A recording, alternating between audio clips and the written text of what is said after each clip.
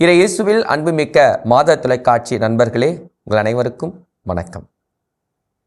இன்றைய நற்செய்தியை நாம் பார்க்கும் பொழுது இயேசு 12 திருத்தூதர்களை அனுப்புகிறார். பெயர் சொல்லி அழைக்கின்றார்.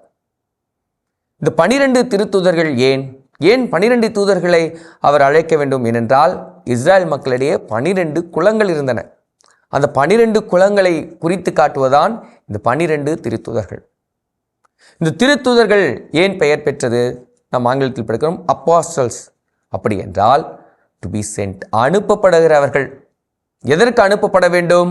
அவர்கள் இயேசுவினுடைய அந்த வார்த்தைகளை பறைசாற்ற அனுப்பப்பட வேண்டும். இயேசுனுடைய விழுமியங்களை இந்த உலகத்திற்கு எடுத்து கூற அவர்கள் அனுப்பப்பட வேண்டும். அப்படி அனுப்பப்பட்டவர்கள் தான் 12 அப்போஸ்தலர்கள்.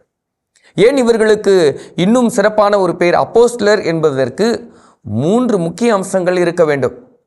யார் அப்போஸ்தலர்கள்? இந்த 3 அம்சங்கள் இருந்தால் அவர்கள் அப்போஸ்தலர்கள். முதலானது, இந்த அப்போஸ்தலர்கள் இயேசுவோடு வாழ்ந்திருக்க வேண்டும். இந்த 12 அப்போஸ்தலர்கள் இயேசுவோடு வாழ்ந்தார்கள். இரண்டாவது, உயிர்த்த ஆண்டவர் இயேசு கிறிஸ்துவை இவர்கள் முகமுகமாய் தரிசித்திருக்க வேண்டும், சந்தித்திருக்க வேண்டும். இவர்கள் அதையும் செய்திருக்கிறார்கள். மூன்றாவது தான் மிக முக்கியமானது, இயேசுனுடைய சாட்சியாக வாழ்ந்து மரித்திருக்க வேண்டும்.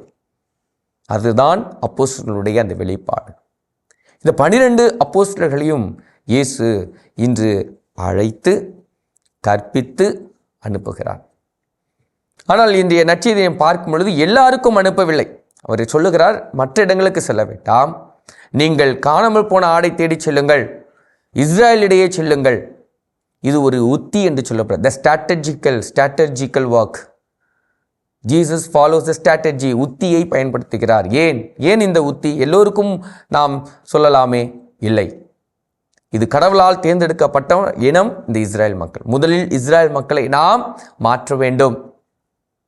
குடும்பங்களில் நாம் பார்க்க முடியும், ஒரு தலைவர் குடும்பத்தில் இருக்கிறார்.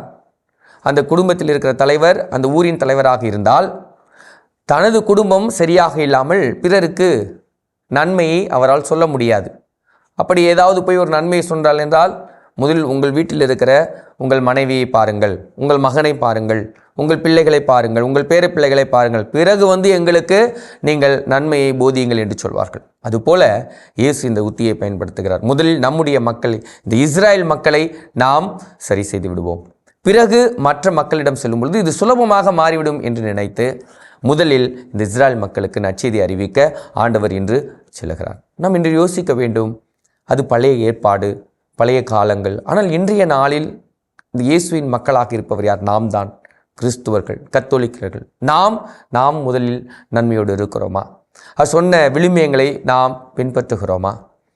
ஏழைகளோடு நாம் உறவு கொள்ளுகிறோமா? ஜாதி, மதம் இதையெல்லாம் கடந்து நம்முடைய சேவை மனப்பான்மை இருக்கிறதா? சமூகத்தில் நாம் அக்கறை கொண்டு இருக்கிறோமா என்பதை சிந்திக்க இன்றைய நாள் அழைப்பு விடுக்கிறது. அப்போஸ்தலர்களைப் போல நாமும் அனுப்பப்படுகிறோம். நாமும் இயேசுவினுடைய விழுமியங்களை கேட்டிருக்கிறோம், அறிந்திருக்கிறோம்.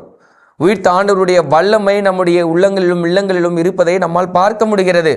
ஆனால் நாம் இயேசுவுக்காக தியாகப்படுத்துகிறோமா என்கின்ற அந்த ஒரு கேள்வி இன்றைய நாள் நம் மீது தெளிக்கப்படுகிறது. நாம் யோசித்து பார்ப்போம், இந்த அப்போஸ்தலர்களைப் போல நம்மால் வாழ முடியுமா? பல நேரங்களில் நாம் யோசித்து பார்த்தோம், இது கடினம்தான். ஆனால் அது மிக மிக கடினம் அல்ல. நாம் அதை உட்வாங்கும் பொழுது, ஒவ்வொரு முறையும் இயேசுவோடு நாம் தொடர்பு கொள்ளும் பொழுது அது ஒரு எளிமையான ஒரு செயலாக மாறுகிறது. எனவே இன்றைய நாளில் நாம் சிந்திப்போம், எவ்வாறெல்லாம் இயேசு இந்த அப்போஸ்தலர்களுடைய வாழ்வை மாற்றி அனுப்பப்பட்டாரோ அதே போல் நம்மையும் அனுப்புகிறார். எப்படியெல்லாம் இயேசுவுக்கு சாட்சியாக வாழலாம் என்பதை சிந்தித்து செயல்படுவோம். ஆண்டவர் உங்களையும் உங்கள் குடும்பங்களையும் நிறைவாக ஆசீர்வதிப்பார். இயேசுவுக்கே புகழ், இயேசுவுக்கே நன்றி. மரியே வாழ்க.